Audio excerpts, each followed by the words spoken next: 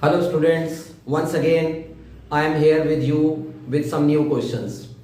तो definitely as you know I know कि exam कल है और एग्ज़ाम आने वाला है. तो बेसिकली हम सभी नर्वस हो रहे हैं, मैं भी नर्वस हो रहा हूँ, आप भी नर्वस हो रहे हो.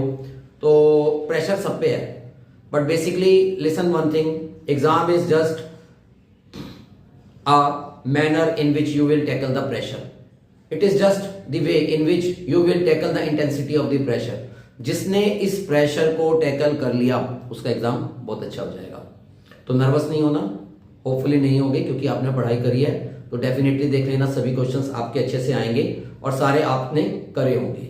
तो definitely you will tackle the pressure और once you will tackle the pressure you can easily get rid of the exam. चलो देखते हैं आज के क्वेश्चंस क्या हैं. तो आज मैं 2 क्वेश्चन लेके आया हूं जो मैट्रिक्स से हैं. And as you know matrix से बहुत सारे क्वेश्चंस आ रहे हैं, आते हैं और मुझे लगता है एमसीक्यूज में मैट्रिक्स में से सबसे ज्यादा क्वेश्चन आएंगे. And you students take it very easy, but this topic is not as simple as you think. Normal topic से वो डिफिकल्ट क्वेश्चंस बना के देता है. तो लेट्स सी मेरे आज के 2 क्वेश्चंस क्या हैं. तो मी हनी sir once again is with you with some new question. देखते हैं क्या है आज के 2 new question. If A is a skew symmetric matrix of order 3 then prove that determinant of A is equals to 0. तो जब भी स्क्यू सिमेट्रिक मैट्रिक्स की बात होगी तो हम स्क्यू सिमेट्रिक मैट्रिक्स की कंडीशन लिखेंगे.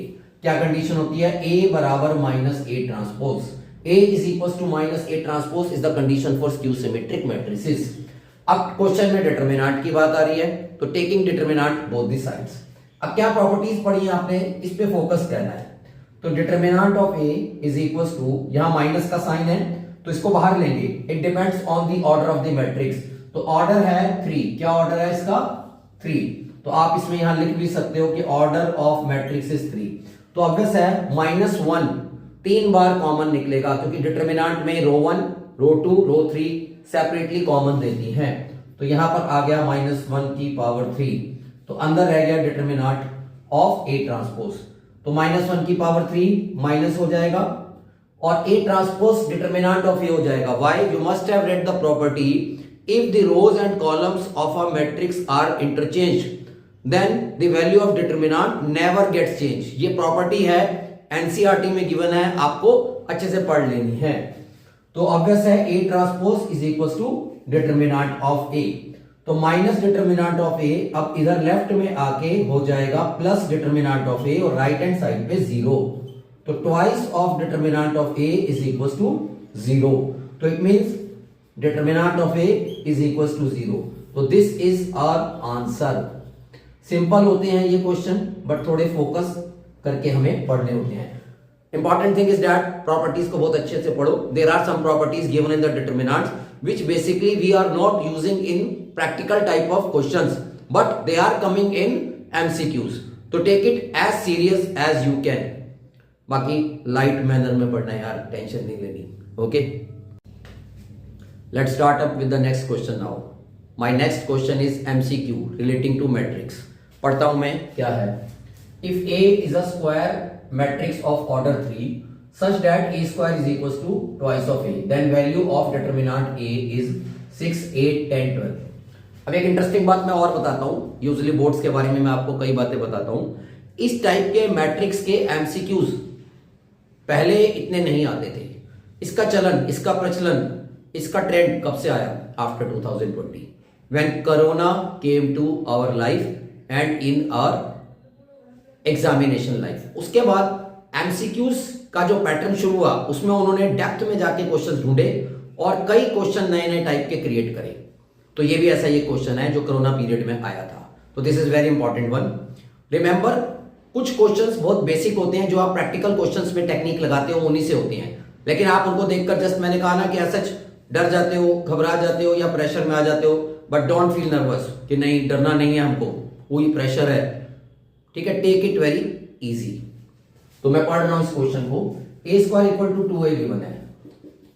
सबसे पहले तो देखना है क्या कोई प्रॉपर्टी तो नहीं लग रही.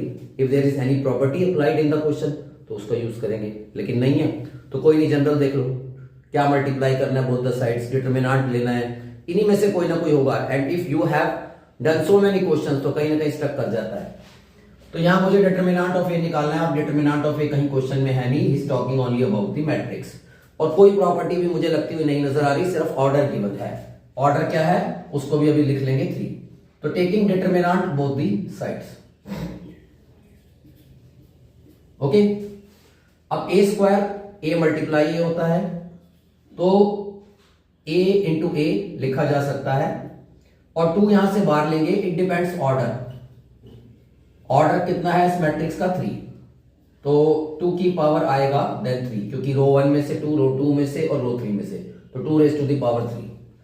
Determinant of a into A can be written as determinant of A individually determinant of A, because there is a property, आपने पढ़ा होगा, determinant of A B can be written as determinant of A multiply determinant of B. Always keep properties on your tips. तो इसको भी मैंने ऐसे ही लिखा, ये आ गया 8 इंटू डिटरमिनेंट ऑफ ए, तो 1 determinant of A cancel with 1 determinant of A, तो determinant of A is equal to 8 अपने आप ही आ गया है, मेरे को तो पता ही नहीं चला कब मैंने सॉल्व भी कर दिया। चलो, तो determinant of A is equal to 8, तो हमारा आंसर कौन सा हो गया, बी पार्ट। तो B part is the answer. मैंने पहले ही कहा था बहुत सिंपल होते हैं, टेंशन नहीं लेते। ठीक है, ओके, आपको समझ आया होगा hopefully. Bye bye and all the best for your exams.